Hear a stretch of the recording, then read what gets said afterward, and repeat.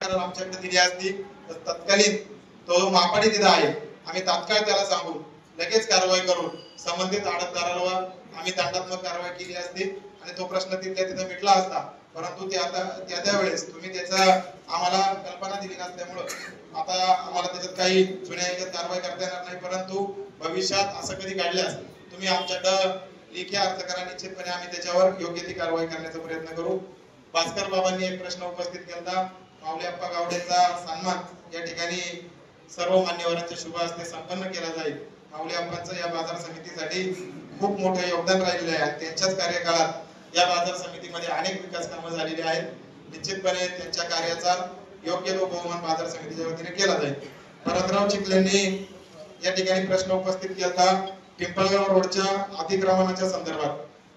त्या संदर्भात कृषी उत्पन्न बाजार समितीने 6 गुंठे जागा ही शेतमाल प्रक्रिया संघाला दिलेली आहे आणि शेतमाल प्रक्रिया संघासमोर जे काही अतिक्रमण झाले त्या संदर्भात तुम्ही आता शेतमाल प्रक्रिया संघाची जी सर्वसाधारण सभा होणार आहे त्यामध्ये निश्चितपणे आपण चर्चा करूच आणि बाजार समितीने सुद्धा त्या संदर्भात जी कारवाई करायची ती सगळी केलेली आहे आणि निश्चितपणे शेतमाल प्रक्रिया संघाच्या सहकार्याने ते अतिक्रमण भविष्यकाळात हटवण्यासाठी आपण प्रयत्न करू.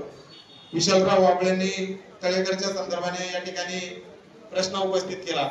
मी विशालराव वाबळेंना या ठिकाणी नम्रपणे सांगू इच्छितो, आपली जी मागणी आहे की आदिवासी भागातील लोकांना प्राधान्य द्या. माझ्याकडं ती आता यादी आहे. 28 गाळे तळमजल्यासाठी या ठिकाणी आपण विक्रीसाठी उपलब्ध केले होते आणि त्याची किंमत 18 लाख रुपये ही कमीत कमी ठेवली होती आणि जे कोणी इच्छुक असेल त्यांनी 18,000 रुपये डिपॉझिट आणि एक 100 रुपयाचा स्टॅम्प आमच्याकडं एफिडेव्हिट करून जमा करावा असं सांगितलं होतं. तर मला सांगायला आनंद होतोय त्या 28 गाड्यांसाठी 50 अर्ज हे या ठिकाणी प्राप्त झाले आणि त्यापैकी 44 अर्ज हे आदिवासी भागातील सर्वसामान्य शेतकरी आणि व्यापारी बांधवांचे आहे.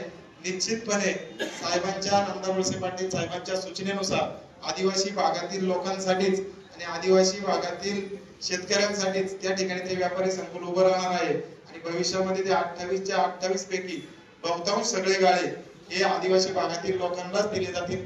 त्या संदर्भात कुठलीही राजकीय भूमिका त्या ठिकाणी बाजार समितीची नाही आणि घेतली जाणार नाही आणि तुमच्याकडून सुद्धा आम्हाला त्या संदर्भात सहकार्याची अपेक्षा आहे. विनाकारण त्याच्यामध्ये कुठलाही असा प्रसंग उभा राहील असं आपण कृती करू नये अशी माझी आपल्याला विनंती आहे. आणि यापूर्वीला मनसर असेल, गोडेगाव असेल किंवा लोणी असेल या सगळ्याची यादी माझ्या हातामध्ये आहे. हे सगळे जे व्यापारी गाळे आहेत हे फक्त एका गावापुरते न ठेवता त्या परिसरातील सगळ्याच लोकांसाठी उपलब्ध करून दिलेले आहेत. तशाच पद्धतीने तळेघरचे सर्वच्या सर्व गाळे या आदिवासी भागातील सर्वांसाठीच उपलब्ध केलेत आणि त्याच लोकांनी त्यासाठी अर्ज केलेले आहेत आणि निश्चितपणे ते सगळं पारदर्शकपणे त्याच लोकांसाठी लिलाव प्रक्रियेद्वारे येत्या 15 दिवसात वाटप केले जातील. त्याबाबत आपण सगळ्यांनी निश्चित राहावं. कुठल्याही चुकीचं काम त्यामध्ये होणार नाही. गणेशराव खानदेशांनी मनसर विविध कार्यकारी सोसायटीसाठी जागा देण्याची मागणी केली. या संदर्भात मी आपल्याला सांगू इच्छितो, गेल्या 3-4 दिवसापूर्वी आमचे मार्गदर्शक भीमाशंकर सहकारी साखर कारखान्याचे चेअरमन बाळासाहेब बेंडे यांनी मला या संदर्भात सूचना केली आणि शशीभाऊ बडे जे विविध कार्यकारी सोसायटी चेअरमन आहे त्यांनी सुद्धा पत्र या ठिकाणी दिलेलं आहे. निश्चितपणे त्या संदर्भात योग्य ती कारवाई कृषी उत्पन्न बाजार समिती करेल. स्वर्गीय किसनराव अण्णा वानखिरे यांचं या गावासाठी तालुक्यासाठी मोठं योगदान आहे. त्याच्याबद्दल निश्चितपणे आम्हाला सगळ्यांना अभिमान आहे आणि त्यांच्या नावाला साजेचं असं काम निश्चितपणे बाजार समितीच्या माध्यमातून सोसायटीसाठी केलं जाईल. याबाबत आपण निश्चित राहावं, कुठलीही काळजी नसावी. के सईद साहेबांनी लिलाव पारदर्शक होण्याच्या संदर्भाने या ठिकाणी मागणी केली. आपल्या तालुक्यातल्या बाजार समितीमध्ये सगळे लिलाव हे अतिशय पारदर्शक पद्धतीने होत असतात.